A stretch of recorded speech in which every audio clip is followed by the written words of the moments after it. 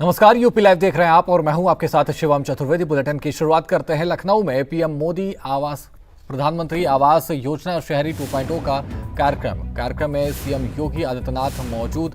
लाभार्थियों को सीएम ने अनुदान राशि ट्रांसफर की। 2 लाख लाभार्थियों के बैंक खाते में सीधे ट्रांसफर। वहीं 2000 करोड़ की अनुदान राशि ट्रांसफर की गई। योजना के लाभार्थियों से सीएम योगी ने किया संवाद। तो लाभार्थियों को सीएम 2 लाख लाभार्थियों के बैंक खाते में सीधे ट्रांसफर किए। आपको बता दें कि योजना के लाभार्थियों से सीएम योगी ने किया संवाद। लाख परिवार आजादी के बाद पहली बार अपने स्वयं के आवास की सुविधा को प्राप्त कर रहे हैं और इसका श्रेय अगर जाता है तो प्रधानमंत्री मोदी जी के विजन को जाता है, उनके नेतृत्व को जाता है। ग्रामीण क्षेत्र में आवास के लिए पूरा पैसा प्राप्त हो, यह पहली बार हुआ और शहरी क्षेत्र में भी आवास की सुविधा मिली बार हुआ और वह भी 2.5 लाख रुपए मिले। यह पहली बार हो रहा है। हम लोगों ने 2017 से लेकर के 2025 के बीच 17,66,000 शहरी निवासियों को एक आवास उपलब्ध कराया था और आज 2,09,421 लाभार्थियों को यह आवास की सुविधा उपलब्ध करवाई जा रही है। यानी अब यह संख्या बढ़कर के आप स्वयं देख सकते हैं कि अब यह संख्या बढ़कर के 19,75,000 पहुंच जा रही है। 19,75,000 लाभार्थी उत्तर प्रदेश के अंदर शहरी योजना के अंदर एक आवास उपलब्ध कर रहे हैं। बहनों और भाइयों, जब अच्छी सरकारें आती हैं तो अच्छी सोच के साथ लोगों को सुविधाओं से संपन्न करती हैं। शहरी क्षेत्र में सुविधाएं बढ़ी हैं, अच्छी सड़कें हुई हैं, स्वच्छ शहर बने हैं, पेयजल की सुविधा बढ़ी है, यातायात की सुविधा बढ़ी है, स्मार्ट सिटी के लक्ष्य को प्राप्त किया गया है। पहली बार स्ट्रीट वेंडर के लिए भी पीएम स्वनिधि का लाभ प्राप्त हो रहा है। वहीं लखनऊ में यूपी हेल्थ टेक कॉन्क्लेव 1.0 का भव्य आयोजन हो रहा है। मुख्यमंत्री योगी आदित्यनाथ ने इस कॉन्क्लेव में मुख्य अतिथि के रूप में शिरकत की। इस 2 दिवसीय कार्यक्रम में चिकित्सा प्रौद्योगिकी स्वास्थ्य सेवा में निवेश, नवाचार और वैश्विक सहयोग को प्रदर्शित किया जा रहा है। सीएम योगी ने कहा कि ये कॉन्क्लेव यूपी को हेल्थ टेक का हब बनाएगा। ये रिपोर्ट देखिए।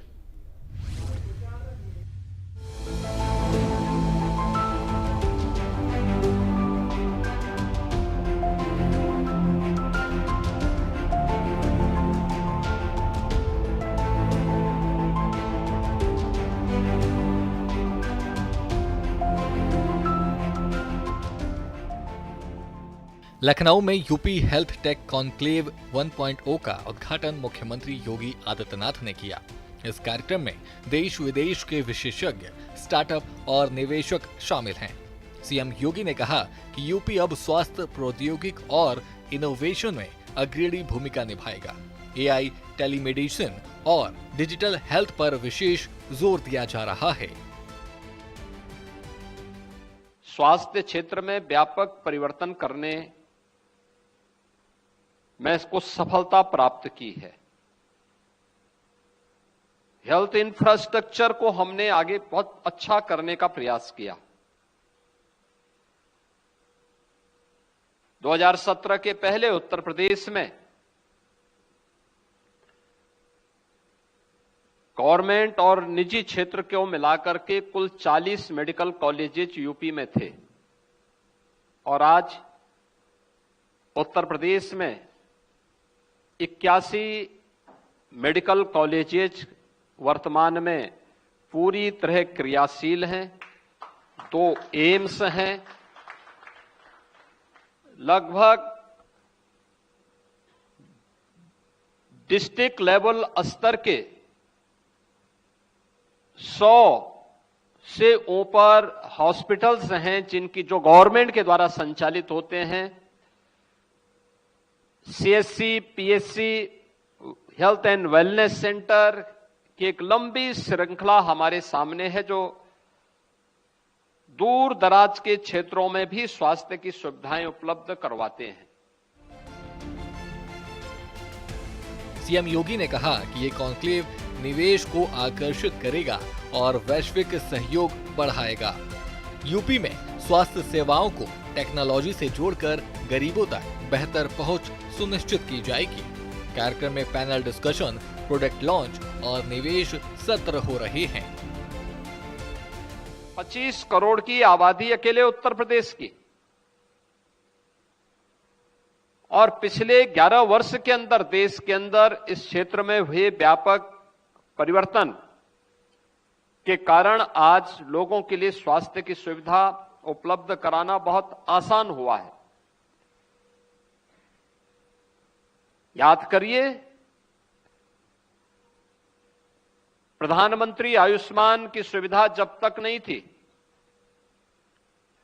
तब तक अगर किसी परिवार में कोई बच्चा बीमार होता था या परिवार का कोई सदस्य बीमार होता था तो पूरा परिवार कांप उठता था। हम लोगों ने 2014 के पहले ऐसे परिवारों को देखा है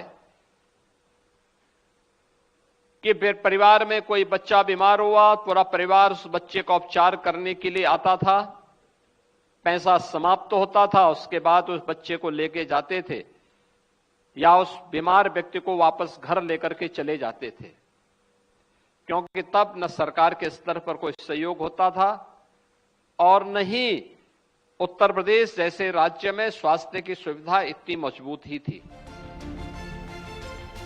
कॉन्क्लेव से यूपी के युवाओं को रोजगार और इनोवेशन के नए अवसर मिलेंगे। सीएम योगी ने विशेषज्ञों से बातचीत की और यूपी की नीतियों की सराहना की। पिछले 11 वर्ष के अंदर स्वास्थ्य की सुविधाओं में हुए व्यापक परिवर्तन, हेल्थ इंफ्रास्ट्रक्चर का और मजबूत होना और प्रधानमंत्री जन आरोग्य योजना के अंतर्गत आयुष्मान के गोल्डन कार्ड की उपलब्धता, आज अकेले उत्तर प्रदेश में 5.5 करोड़ परिवार, 5.5 करोड़ गोल्डन कार्ड हम लोगों ने जारी किए हैं, जिन्हें हम आयुष्मान की सुविधा से 5 लाख रुपए प्रतिवर्ष स्वास्थ्य की सुविधा उपलब्ध करवा रहे हैं। जिन लोगों ने आयुष्मान कार्ड की सुविधा का लाभ, अगर वह पात्रता की श्रेणी में आता है और उसे नहीं प्राप्त हुआ तो हमने उसे मुख्यमंत्री जन आरोग्य योजना से कवर भी किया है।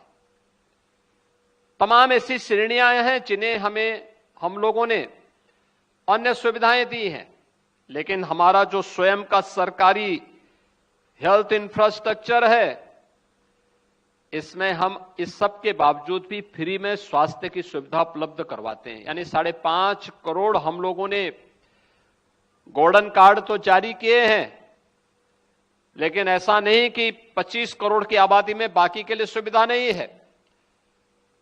सभी लोगों के लिए मेडिकल कॉलेजेज हो, डिस्ट्रिक्ट हॉस्पिटल हो, सीएससी हो, पीएससी हो, हेल्थ एंड वेलनेस सेंटर हो, इन सभी में स्वास्थ्य की सुविधा यहां पर फ्री में उपलब्ध करवाई जाती है। सभी नागरिकों को बिना किसी भेदभाव के उपलब्ध करवाई जाती है। ये आयोजन यूपी को ग्लोबल हेल्थ टेक हब बनाने की दिशा में बड़ा कदम है। सीएम योगी की मौजूदगी ने कॉन्क्लेव को नई ऊर्जा दी। दूर दराज के क्षेत्र में अभी मैं देख रहा था, यहां पे जो डिवाइस लगाई गई हैं, अलग अलग जो स्टार्टअप अलग अलग लोगों ने या हमारे यूथ ने विकसित किए हैं। स्क्रीनिंग की प्रक्रिया, टेक्नोलॉजी का और उसका स्वयं का स्मार्टफोन या टूल के माध्यम से कैसे स्क्रीनिंग की इस प्रक्रिया के साथ जोड़ करके वह इस लक्ष्य को आसानी से अचीव करने में सहयोग कर सकता है। आज उस दिशा में किए जाने वाले प्रयास बहुत महत्वपूर्ण होंगे और उस दिशा में मैं सबसे पहले आपको इस बारे में कह सकता हूं कि हम आज जब देखते हैं, मैं मानता हूं आज भी स्क्रीनिंग की प्रक्रिया हम अंतिम पायदान पर बैठे हुए व्यक्ति से प्रारंभ कर सकते हैं। गांव में बैठा हुआ व्यक्ति, उसको बहुत दूर तक ना आना पड़े, बल्कि हेल्थ एंड वेलनेस सेंटर में स्क्रीनिंग की व्यवस्था हो जाए कि किस स्टेज में उसको जाना है। हमने इंसेफ्लाइटिस को नियंत्रित करने में सफलता इसलिए प्राप्त की, हमने कहा भाई ये इंसेफ्लाइटिस का ये पेशेंट है, इसको सबसे पहले समय पे इसको डिटेक्ट करो, समय पे उपचार हो जाए और लोकल सेंटर में उपचार हो। लखनऊ में UP health tech conclave 1.0 CM Yogi के विजन का प्रतीक बना। चिकित्सा प्रौद्योगिकी और स्वास्थ्य इनोवेशन से यूपी बनेगा पावर हाउस। निवेश, नवाचार और वैश्विक सहयोग का नया अध्याय शुरू। ब्यूरो रिपोर्ट, सूर्या समाचार। वहीं अंबेडकर नगर जिले में कई जगहों के बदले जाएंगे नाम। नगर पालिका की बोर्ड बैठक में प्रस्ताव पास। अकबरपुर नगर क्षेत्र बनेगा लोहिया नगर। सघतिया तिराहे जाना जाएगा अटल बिहारी वाजपेयी के नाम से। सभासदों, चेयरमैनों के साथ हुई बैठक में पास हुआ प्रस्ताव। आपको बता दें कि सभासदों, चेयरमैन के साथ बैठक में पास हुआ प्रस्ताव कि यहाँ पर अब्दुल्लापुर में तिराहा है, संगतिया तिराहा, उसका नामांकन हम लोग पंडित अटल बिहारी वाजपेयी जी के नाम से उनकी स्मृति में एक आदमकद की प्रतिमा लगाकर उस तिराहे का नाम जो है भारत रत्न पंडित अटल बिहारी वाजपेयी जी के नाम से नगर पालिका में प्रस्ताव सर्वसम्मत से पारित हुआ है। और दूसरा प्रस्ताव फैजाबाद जो 4 लेन है, बाईपास बन रहा है, उस बाईपास जो चौराहा निकल रहा है, उस चौराहे का नाम आज सर्वसम्मत से बोर्ड के माध्यम से पंडित दीनदयाल उपाध्याय जी के नाम से सर्वसम्मत से आज पारित किया गया है। ऐसे तमाम विकास की योजनाओं को आज पूर्ण रूप से हमारी बोर्ड के लोगों ने, सम्मानित सदस्यों ने, विकास का काम आगे बढ़े, इसके लिए प्रत्येक 25 वार्ड में एक मिल्क पार्लर के रूप में एक दुकान स्थापित किया जा रहा है। इसके पर निर्णय लिया गया। और जो हमारा अकबरपुर रेलवे स्टेशन है, उस रेलवे स्टेशन का नाम डॉक्टर राम मनोहर लोहिया जी के नाम से भी सर्वसम्मत से आज प्रस्ताव पारित किया गया है। ऐसे तमाम ऐतिहासिक निर्णय आज के बोर्ड की बैठक में लिया गया है। वहीं प्रयागराज में मौनी अमावस्या का पावन पर्व आस्था और श्रद्धा के साथ मनाया गया। संगम के पावन तट पर लाखों श्रद्धालुओं ने मौन रहकर गंगा, यमुना और अदृश्य सरस्वती के संगम में आस्था की डुबकी लगाई। मौन व्रत के साथ स्नान करने वाले भक्तों ने कहा कि ये डुबकी मन को शांति और पापों से मुक्ति देती है। हर हर गंगे के नारे मौन में भी गूंजते रहे। ये रिपोर्ट देखिए।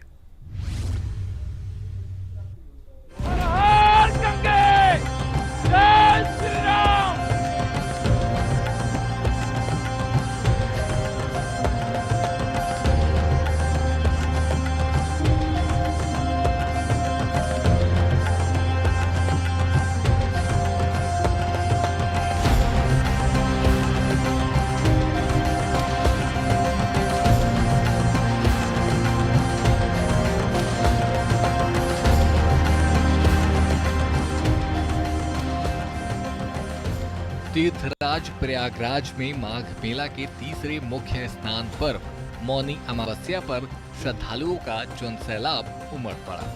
मौन रहकर स्नान करने वाले भक्तों ने सुबह से ही संगम घाटों पर कतारें लगाई। बड़ी संख्या में लोग ठंड और कोहरे के बावजूद आस्था की डुबकी लगाई। मौन व्रत के साथ स्नान विशेष महत्व में ये मन की शुद्धि और आत्मचिंतन का दिन माना जाता है।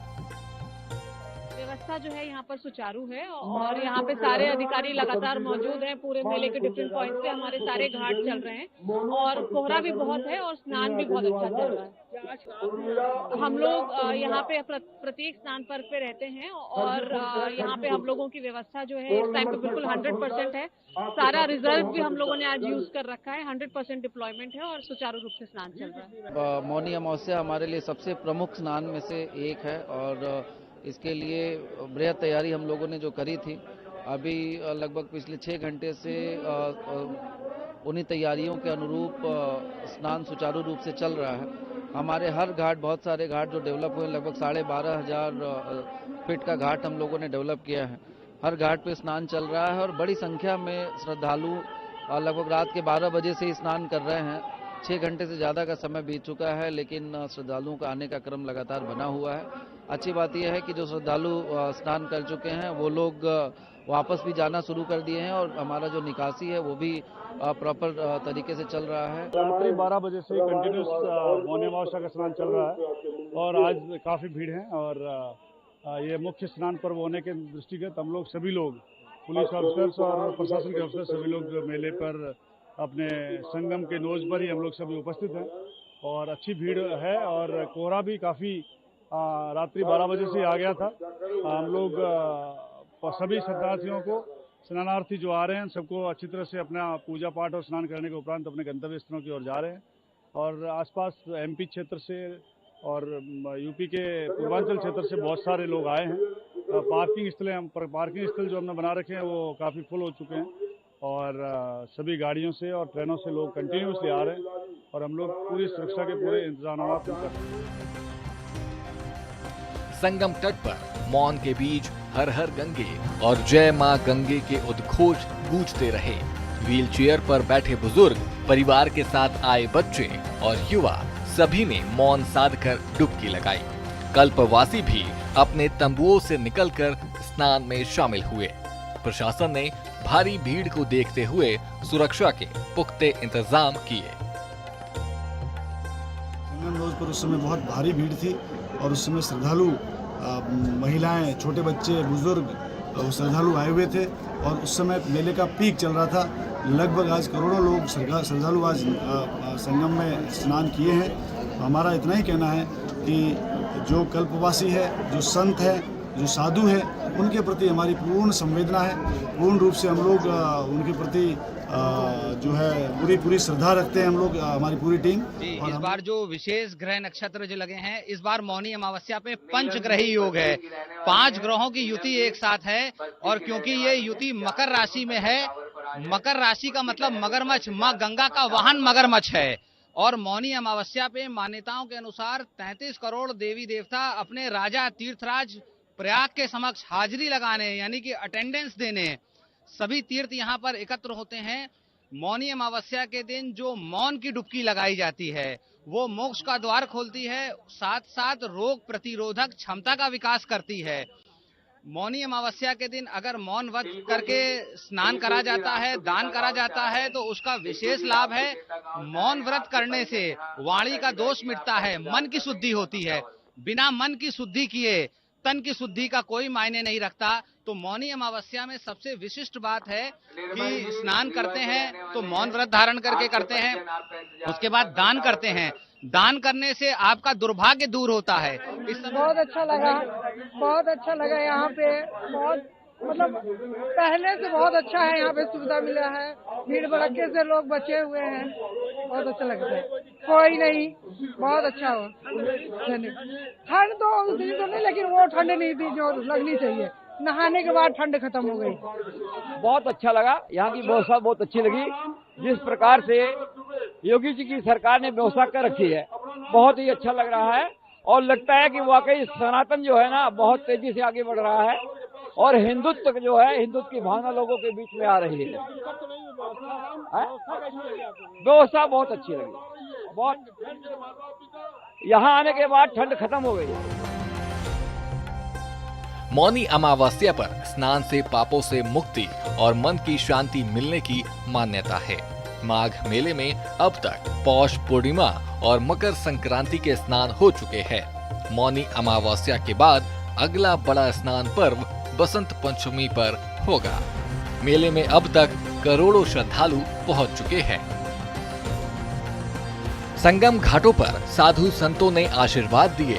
प्रशासन ने सफाई, पेयजल और चेंजिंग रूम की पर्याप्त व्यवस्था की। भक्तों ने कहा कि मौन में स्नान से मन को अपार शांति मिली।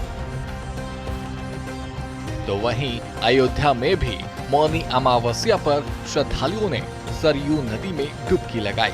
ठिठुरन भरी ठंड में लोग रामलला के दर्शन भी किए।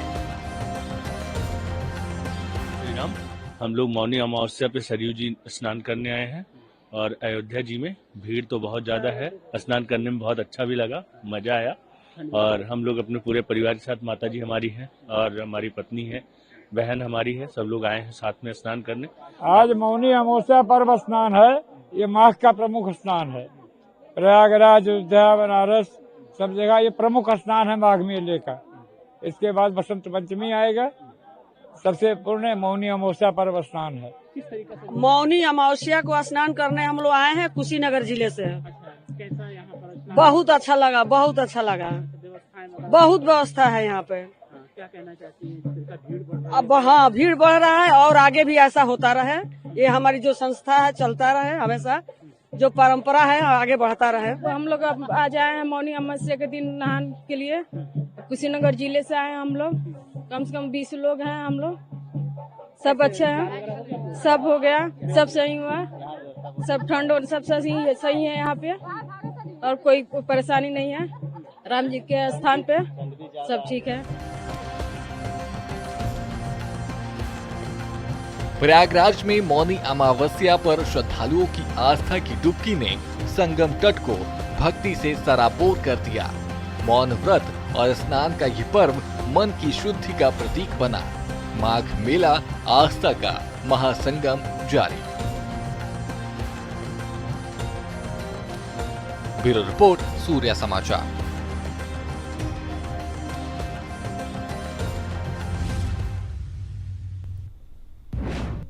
फिलहाल यूपी लाइव में इतना ही। अब बने रहिए सूर्या समाचार के साथ। नमस्कार।